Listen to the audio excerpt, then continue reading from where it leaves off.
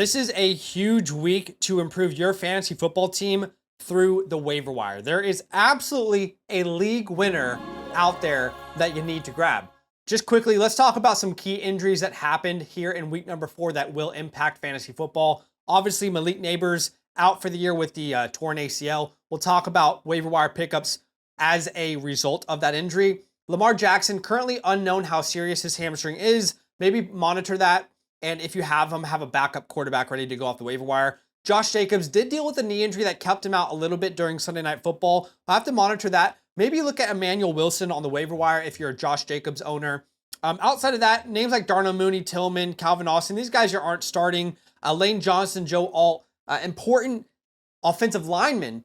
So maybe, it will impact the Chargers. It will impact the Eagles, but not in a way that's going to impact your starting lineup. Okay, let's start with names that should already be rostered.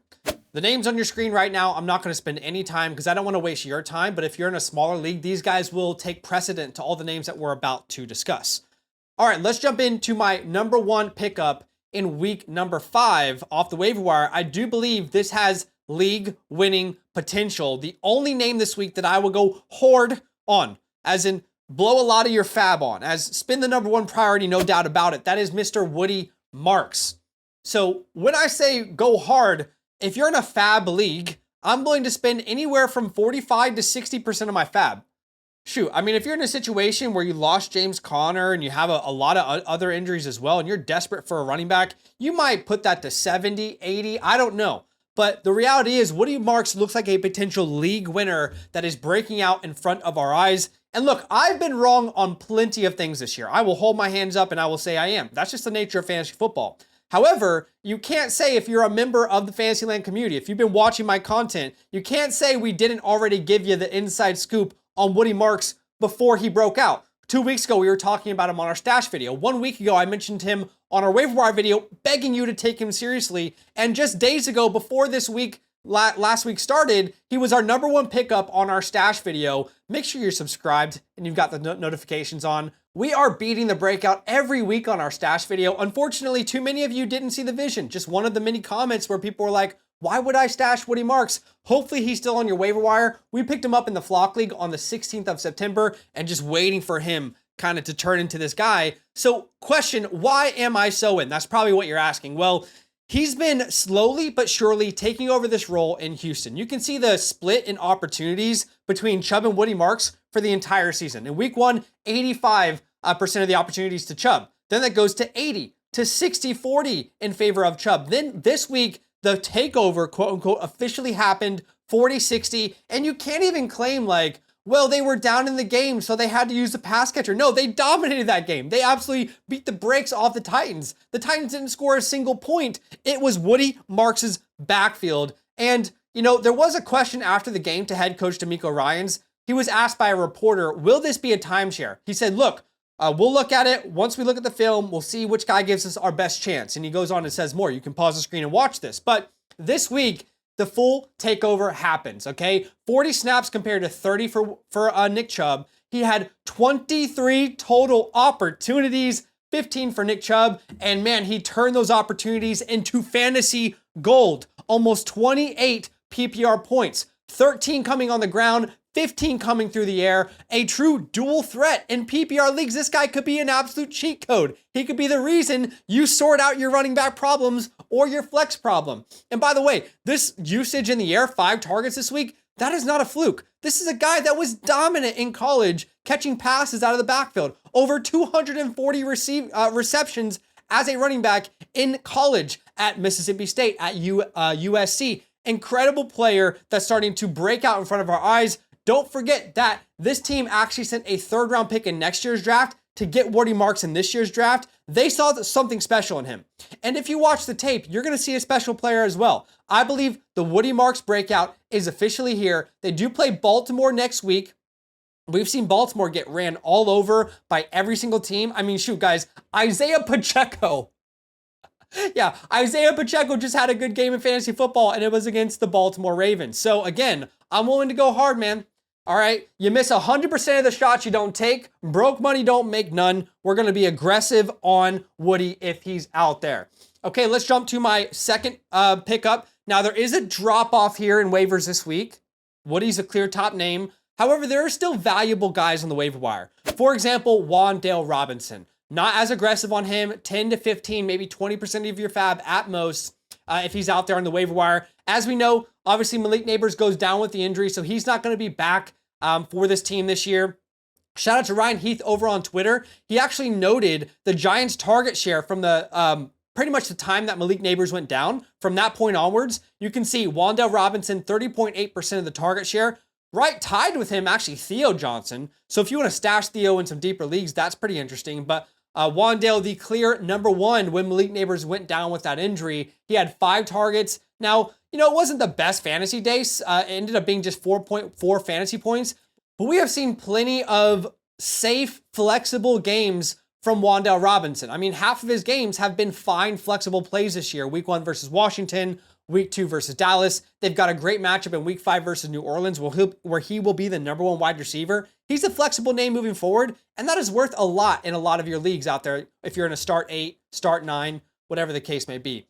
All right, at 3A, I want to talk about Romeo Doubs. Now, Romeo Doubs came out here on Sunday Night Football and put on a show, ladies and gentlemen. 3 touchdowns, and he was letting everybody know. He was like, hey, yeah, that was 3. That was 3 tuds. 8 targets, caught 6 of them for 58 yards and 3 touchdowns. Now, here's the problem with Romeo Doubs. I'm only willing to spend about 5 to 15% of my fab.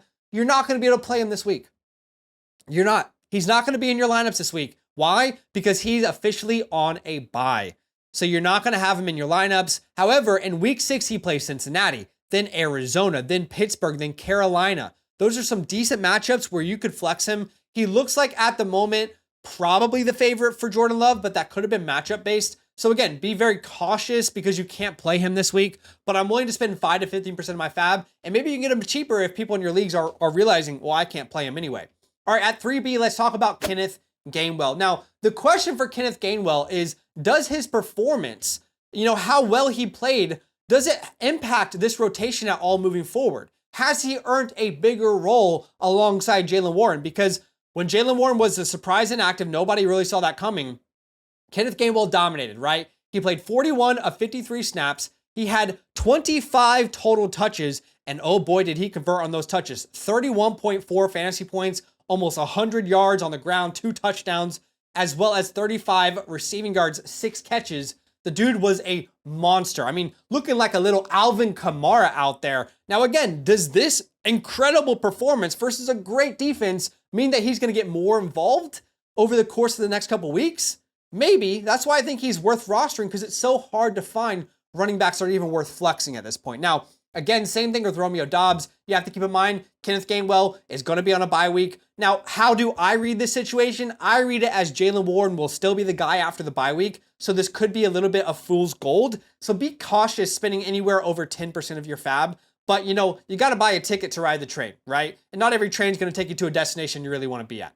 At number 5, let's talk about Alec A.O. Manor. Now, he's heavily rostered in Sleeper, but everywhere else is pretty widely available. I'm willing to spend about 5 to 15% of my fab. I actually think Alec has a higher ceiling long-term than Kenneth Gainwell because of their 2 situations. What do I mean by that? Well, Alec might officially be the wide receiver 1 in Tennessee, because in Week 4, if you look at receiver route rates, shout out to Jacob Gibbs, you'll notice that Calvin Ridley is 4th on this team at 41%. Now, did they pack it in maybe and they didn't want to risk Calvin Ridley?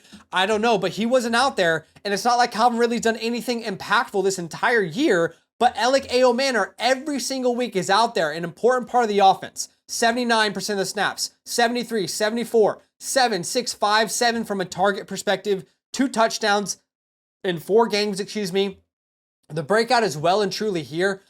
He led the team in snaps, routes run, targets. So don't sleep on Alec A.O. Manor. He is a desperation flex that should be given your consideration. Now look, guys, news is constantly changing in the NFL, right? With trades, with latest news injury, like what happened with Jaylen Warren this week. But if you want my up-to-date latest rankings, as soon as I hit submit, then all you got to do is get the 2025 season pass. It's a $34 one-time purchase when you use my promo code LAND. Make sure you use that code. Check out the pinned comment. It's about $2.70 per week for the rest of the season. You're going to get access to all my weekly and rest of season rankings, as well as some vouchers to come on our live stream and ask us questions, as well as all the premium tools like the Flock trade calculator on the Flock Fantasy website. All right, at number 6, I want to give you more like some stashable running backs. I wouldn't go too hard from a fab perspective with these guys. 1 to 5% of your fab, depending on how desperate you are at the position. And we're going to start off with Kendre Miller. Now, Kendre looks great. And really the reason I'm interested in Kendre Miller is not because I think he can beat out Alvin Kamara for this job, but more if Kamara is traded, because this team is bad. They're 0-4. This team has not won a game this year. And if this team is looking to move on to the future, Kamara could be a trade piece that they look to move on from. Now, I know there's some issues with like the no trade clause and all that, but still, if you're Alvin Kamara, you're not going to waive that to go to a new team. So Kendre Miller is one of these names that should be stashed because there is a possibility that Kamara could be moved on from, and then you have a starting running back in Kendre Miller. Now, shout out to Joel Smith over on Twitter. He notes that top 3 running backs in yards after contact per attempt in week 4, Kendre Miller is 3rd on that list. Shout out to Jacob Gibbs, who noticed that snap rate increased every game so far for Kendre Miller. We noticed that here on Sleeper as well, from 15 up to 27 in week 3. Then you can see here in week number 4, he had 21 of 67 snaps. He was on the field for 5 out of 7 red zone plays and scored a touchdown. A lot of that had to do with the fact that he was on a heater. I don't know if that's really going to carry over from one game to the next, but we should absolutely respect him. Let's talk Tyler Algier real quickly. Premium handcuff. That's why you're stashing Tyler Algier. Okay. Tyler Algier is not a guy that you can start week in, week out. Now, yes, he was a fine start this week. 11 fantasy points, got into the end zone, but that's not going to happen most weeks. But again, a premier handcuff in the NFL. Justice Hill. I'm going to be honest with you. I think a lot of people are going to go too hard on Justice Hill this week. Derrick Henry is not losing his job. Let's make that incredibly clear. Yes, Justice Hill was the snap leader for this team amongst the running backs. He was a routes run, targets leader now amongst running backs. But you have to keep in mind, that's all because of game script. There wasn't a single moment where the Ravens were in control of that game. We saw that all last year, and that continued this year. So don't get crazy. Rashard Smith is just a stash at this point. It's kind of betting against Kareem Hunt and Isaiah Pacheco to be good players season long. And then Xavier Scott is for deep leagues.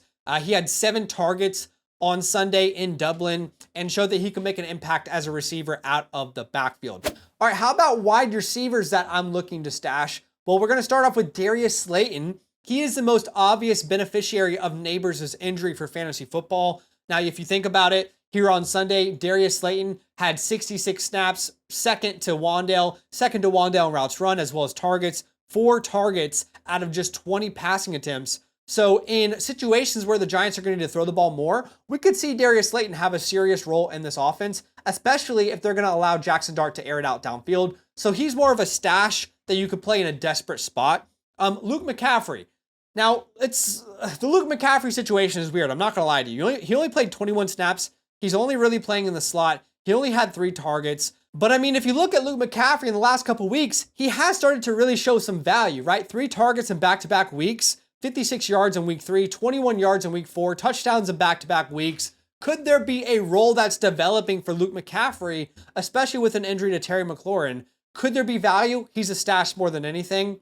Speaking of stashes, how about Isaiah Bond, who got 6 targets this week? His target numbers keep going up each and every week from 1 to 3 to 4 to 6 targets. I mean, if that trend continues, we could be in for a serious role here for Isaiah Bond. Don't forget, Cedric Tillman left this game with a hamstring injury. He's probably going to miss some time, but encouraging signs for Isaiah Bond, who was 2nd in snaps, 2nd in routes run, 2nd in targets, right behind Jerry Jeudy. It didn't turn into a huge fantasy day, but man, Isaiah Bond is a talented wide receiver out of Texas. He didn't, get drafted because of some legal off-field issues, but he is an uber talented guy. If he ever puts it together, he could be a sleeping giant in fantasy football.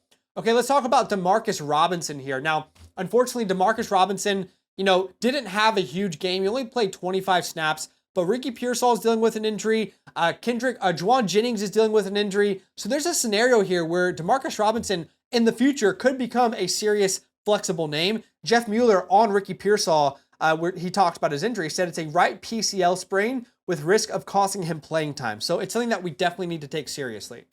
Okay, let's look at some tight end ads, starting off with Harold Fannin Jr. Now, Here's the sell on Harold Fannin. It's more of a stash than a play right now, but if this team is, going to keep losing games, could they look to sell David Njoku? Could they look to trade him to another team because they are more than satisfied with a Harold Fannin Jr.? You can see here in week number 4, we saw a huge change. Typically, you were seeing David Njoku play the vast majority of snaps more than Harold Fannin, but this week we saw a little bit of a change. Fannin beat Njoku in snaps, routes run, targets, had 7 total opportunities, had a lot of plays where he caught something and then it was called back due to a flag. But he's a name that should definitely be monitored in every serious fantasy football league. How about Brenton Strange? I'm not going to sell you on anything other than a safe floor in fantasy football for a tight end. A lot of you are dreaming of that. You're dreaming of a tight end that can get you 10 points. Well, that's what Brenton Strange has done in the last 2 weeks. He had 9.9 points in week number 1. So he scored 9.5 or more points in 3 of the first 4 weeks of the season. And then a deeper stash is Gadsden, who, by the way, Gadsden here in week number 4 did lead tight ends in snaps with 30. He only ran 22 routes, so about half the routes, but was still targeted 3 times. I think this is a player that they're going to slow roll into the offense, and you should definitely be monitoring him.